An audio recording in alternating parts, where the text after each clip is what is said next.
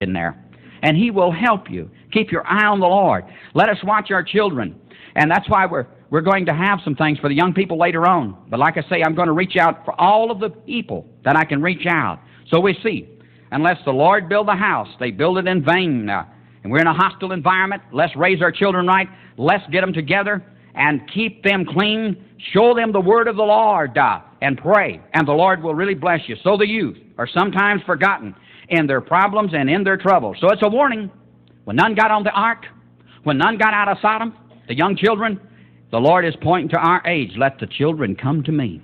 Allow the little children to come to me. Even parents that are not serving the Lord ought to go ahead and let their children come to God. Can you say amen? It is really wonderful. Now, if we can impart a 5-minute program, I believe I touched on a subject or crime or something like that, but we'll insert something the rest of this broadcast. You television audience, watch it, and be sure and come to church out at Capstone Cathedral. Allow us to pray for you. Miracles are taking place, and the Lord will bless your heart. Give the Lord a hand clap. Amen.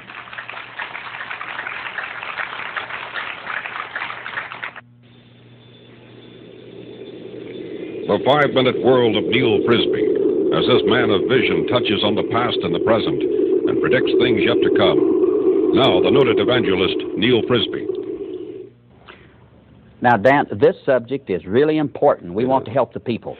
We're going to talk about immoral plights and crime waves. Back in 1967, you foresaw a lot of this happening.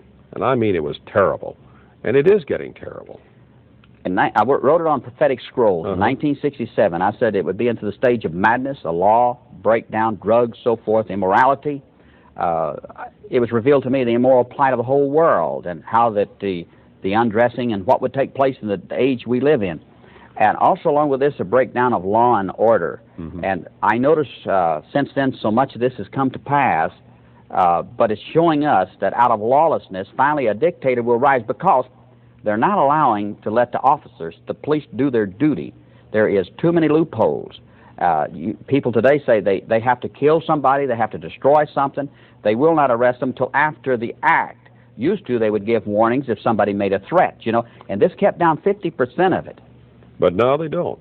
No. Now you have to murder somebody before you can get the attention of the people who are passing the laws. That's right. And the people who are actually putting those laws into practice. The public needs more help. And if I was the public, now this is not a political, but I'm only trying, because it's biblical prophecy, saying it would be this way at the end of the age, too. They need help. The people need help. Their homes, when somebody makes a threat, or whether it is by rebels or whatever is causing it, they need more help than what they're getting. I feel this, that the police, if they had a phone situation to where whoever made the threat to the neighbor or the individual, the police could phone and say, this is just a warning, but the neighbor will file a complaint, and then we will have to pick you up. Show them what will take place. They let them get by with so much, and they themselves know they can't do anything to me until I really do it. This only makes them finally do something. Like in Vermont, Virginia, 14, 16-year-old boy killed one girl up there. And they're going to get out of it because of the law, see? And the boy brought out, said, well, every time we got in trouble, busting windows, drugs, or whatever it was, they just released us, and therefore it encouraged them to commit murder, you see. So they changed that law that the teenager could be tried for murder. That's right. We've been going in the wrong direction. That's evident. Right. Okay, we'll get back to more of this in a moment. Neal, we want to remind our friends that we offer prophetic letters here. We offer faith letters. Why don't you tell us about that? All they have to do is write free. We'll give them faith letters, letters about the future, what's going to take place. All they have to do is write, and we'll send them right to them. Okay, we've got the address on the screen there. Now, let's get back to what we're talking about, this super crime wave that's either with us and is going to be with us. It will be worse until about the 1990s. Will be just a real breakdown. Finally, because the police, because the judges are not able to do their duty, it will bring on finally a police state, and then a world dictator rises out of tumultuous chaos and revolutionary crises across the earth.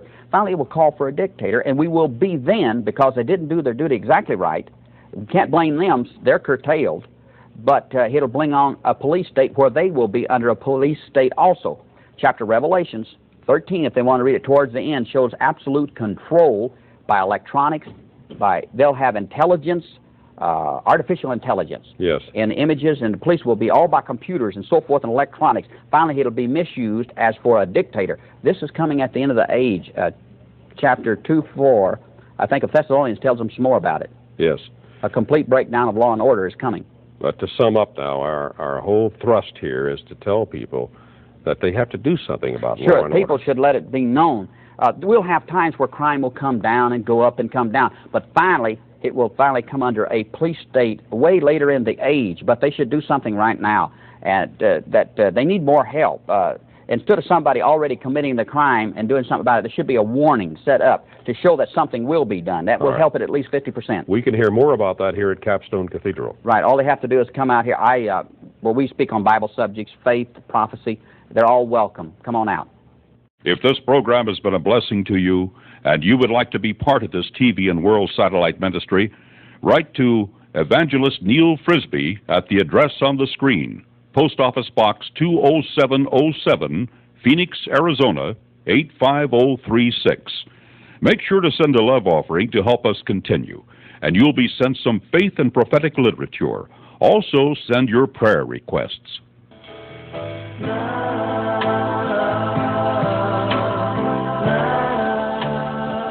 This has been a Capstone production from beautiful Phoenix, Arizona.